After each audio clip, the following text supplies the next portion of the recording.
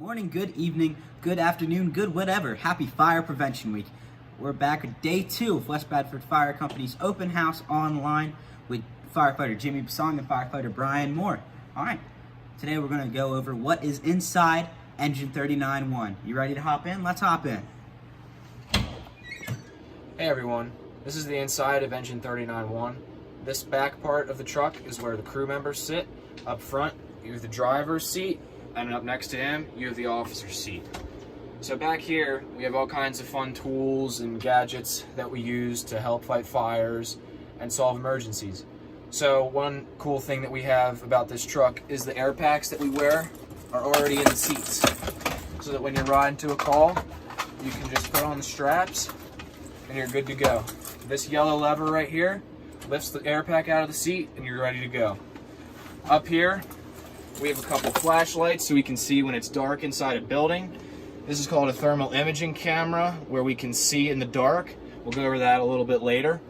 And then we have forcible entry tools here to help us get into locked doors. And we have radios that help us talk to each other. So this is the pump panel. This is where the driver goes during a fire. All these levers and gadgets here are for him to use to get water from the truck to our hose to help us put the fire out. This is called the engineer's compartment. So there's an air pack for the driver because his seat does not have an air pack like we showed you. We have some spare sections of hose just in case we need them. And over here, we have shovels and brooms for hazard control, cleaning up the roadway. So in this compartment, we have rope bags. These are used mostly for water rescue. In case someone was stuck in a river, we would stand on the shore, throw them in the bag, and we would pull them back to safety. Up here, this is called a salvage cover. So if we were to go to a house fire, we would put all the homeowner's belongings into one portion of the room, usually the center, and cover all of them so that water would run off the tarp and protect their belongings. The last thing we have in this compartment is called a high-rise pack. This would be used when we go to neighboring companies because they have higher levels in their buildings, like 3rd story, 4th story buildings, to help us fight fire from the inside. The last compartment we have on this side of the truck carries a digging shovel, it's called a closet hook, and a pickhead fire axe. We also have 2 saws, both used for different things. This saw is used for cutting garage doors or cutting padlocks on a shed, something like that. We also have spare gas and oil, and we have tools to change blades in case we need to do that when we're on a scene.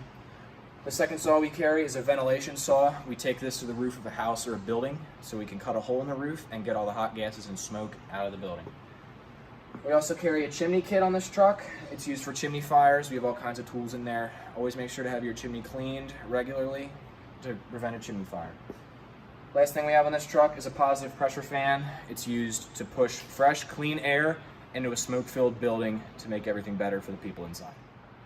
So on the back of this truck, we have 2 different types of hoses, but all kinds of different sizes. This white hose here and the yellow hose and the white hose next to it, they're called supply line. They take water from the hydrant to the truck or from trucks to different trucks. Over here, these are called attack lines. We use these to go into a fire and put it out. So we carry 3 tools in this top compartment up here. 2 of these tools are used for the same thing. One tool is called a New York hook and another one's called a pipe pole. These 2 tools are used to pull ceilings in house fires to check if there's any fire above us that we can't see. The last tool we have is called a hard sleeve. We connect multiple hard sleeves together and we put them in a body of water to take the water from there to the truck. It's called drafting. We could take water from a pool, a pond, or even a creek. Anywhere there's clean water that can go into our truck and we can use to fight the fire.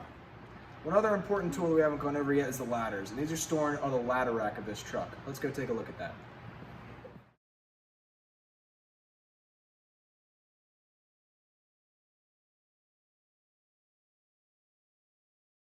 So here in the ladder rack, we have 3 different kinds of ladders. The first ladder we have is this one here. It's called a roof ladder. It's 14 feet long. It has these 2 hooks on it, and that's how you tell that it's a roof ladder. What these hooks are used for is when they're deployed, they hook onto the top of your roof so we can step off of the extension ladder, which is back here, and we can step onto the roof ladder and distribute our weight evenly across the roof so we don't fall through. And like I was talking about earlier, we have the extension ladder back here. It's 35 feet long and it can get us to the roof of multiple houses. And on the back of this ladder rack back here, we have the attic ladder. This is collapsible ladder, and it's 10 feet long. It helps us get into the tight attic spaces and crawl spaces we have to get into in some houses. We have a couple more tools on top of the truck, so let's go take a look at this. Two big tools we have up here. This is called a floating dock strainer.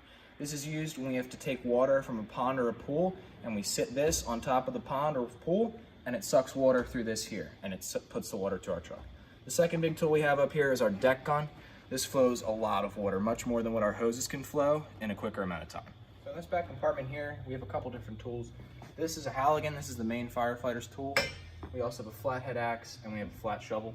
We also have this thing, it's called a blitz fire. It puts out a lot of water, pretty similar to the deck gun, but we can move it wherever we want. This is a little giant ladder. It's called an A-frame ladder. We can also make it stand straight up, and it can go up to 13 feet high. On the bottom here, this is a sawzall. Some of your parents might have tools similar to this. It's used for cutting all kinds of things. We also have a bag of medical equipment in case we need it. We have electrical adapters in case we have to change power sources. And we also have some Class A foam in here. This is pretty similar to soap. It helps us put out car fires. This compartment here, it's a pretty small compartment. We have one scene light. We usually have two, but one is out of service. And we also have 3 cord reels in case we have to get power from the truck far enough away that we can't reach it with a regular cord. In this compartment here, we have a couple things. What's in this bucket here is called oil dry. It helps us clean up gas and oil that might have spilled onto a roadway. In this toolbox, we have all kinds of tools from hammers, wrenches, screwdrivers, pry bars, all kinds of things like that. Down here, we have a dry chemical fire extinguisher. This is a special kind of extinguisher. And we have a hydraulic tool. This is hydraulic, which means it has these cords that are power supplied from the truck. A lot different from the hydraulics that firefighter Dylan Smith will go over on the rescue truck. And last in this compartment, we have cribbing. We put this underneath cars to make sure they don't move or shift after an auto accident. And the last compartment we have on engine 39-1, we have a couple things. These two things here, they're called tripod lights. They're used to help us see in the dark if we're at a scene. We also have a small section of our 5-inch hose in case we have to connect to a truck that's right next to us. We have a couple wrenches that help us use this hose to open it and close it. And we also have a junction box. This is like a portable generator. We pull this cord from the truck to wherever we need electricity. Hey everyone, so I'm just going to go over the thermal imaging camera that we carry on all of our fire apparatus. It's a really helpful tool when we can't see in the dark and we're trying to look for a person trapped in a building. So if you come in here, it's all dark in here, so we wouldn't be able to see in here whether it was smoke or the power went out. But if you look in this tool, we can see firefighter Dylan right there waving at us in the back corner of the room. And there he is. We're going more in depth on our rescue truck. You know, it's a pretty cool truck, though, not too much water. Actually, you know what, enough of me talking. You know, this is firefighter Dylan Smith. He's going to show you around. All right, let's hop in. So similar to the engine, we have our air packs in the seats. Over here, we have our bolt cutters, Halligan bar, and 3 box lights. And if you look over here, we have our medical equipment, which keeps everybody safe. In here are masks for the air packs. We have 6 jacket lights, and we have our radio bank with our medical gloves next to it. We have our thermal imaging camera and our gas meter. So in this compartment, we have our hydraulic tools. The difference between hydraulic and hydraulic is that the hydraulic tools need a battery and not a cord, and the hydraulic are powered off from a cord and an engine. So these are our spreaders, and these are our cutters. These are mainly used in a vehicle extrication. This right down here is our ram, which can be used to go inside the vehicle and take the dashboard off the person's legs by extending out. Over here we have a rabbit tool, a plug kit, and a cord reel that is 225 feet long. We also have another cord reel in here. These are chains or come-alongs for the winch. And we'll go on to the next compartment. So in this compartment, we have 4x4 cribbing. Similar to the engine, we have a K12, a vent saw, and a regular chainsaw. So in this compartment, we have more cribbing. If we go over here, we have our struts used for vehicle accidents. It's used to stabilize the vehicle. These go into the ground to help the struts stay in place. Back here, we have a crowbar and a flathead axe. And back here, we have hangers, which are used to hang smoke ejectors. We'll show you those in the next compartment. We also have glass masters or glass cutters used to take out a windshield and not get glass all over everything. So in this compartment, we have our smoke ejectors and positive pressure fan. So these are both positive and negative pressure, which means positive, we're pushing fresh air into the house, and negative pressure, we're taking air out of the house. Over here, we have our oil dry. We put that on the ground to get rid of all the oil in the street so it's not slippery. And here we have our plug kit, which will go with the cord reels just to give us more light, anything else that we need to plug in. So in this compartment, we have our plug kit. It's not the same plug kit, it's a little different. This one's for stopping small leaks. In here, we have our socket wrenches. And then all this is just various different hand tools. Up here, we have our air chisel with a tarp for overhaul. And we have 2 more sawzalls. We have our adjustable plumber's wrench. And we also have cord reel for our air chisel. So on the rescue, we have 300 gallons of water. We also have 2 attack lines. So down here, we'll start with the Class A foam. We also have foam eductors, which can help us draw the foam out. Down here, we have our 3-inch hose and 2 car jacks. We have our 3 different extinguishers, which is the CO2 extinguisher, the carbon dioxide extinguisher, and the water can.